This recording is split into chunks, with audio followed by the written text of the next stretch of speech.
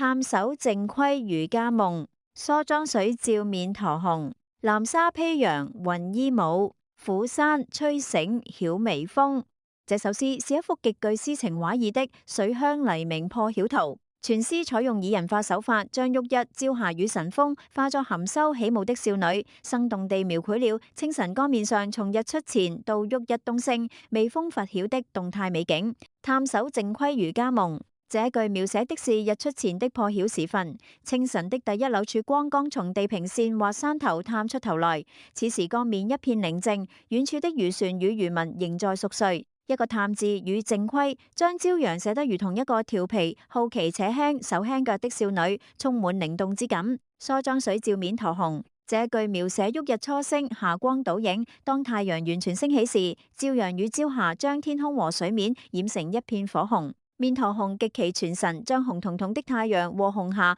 比作少女害羞或微醺時臉上的紅暈，而平靜的水面則成了她梳妝打扮的鏡子。南沙披陽雲衣舞，這句描寫山間的晨霧與雲彩，阿南指的是山中霧氣。清晨山頭霧氣繚繞，在晨光的照耀和微風吹拂下流動飄散，就像少女身上披着的輕紗。天空中的朵朵雲彩，則成了她舞動時飄逸的霓裳。虎山吹醒曉微風，這一句描寫黎明徹底到來，萬物復甦。隨住太陽升高，雲霧舞動，大自然開始甦醒。朝光如同溫柔的手撫摸着山頭，這溫度的變化引動了空氣的對流，從而吹醒了清晨的第一道微風。微風一吹，也宣告着新的一天正式開始。高妙的擬人手法，全詩不着一個日字或霞字，卻透過探手、梳妝、駝紅、披紗、吹醒等一系列擬人化動作，把大自然的自然現象寫成了一位晨起梳妝、翩翩起舞的東方古典美人。細膩的色彩與動態，從靜窺的暗淡微光到駝紅的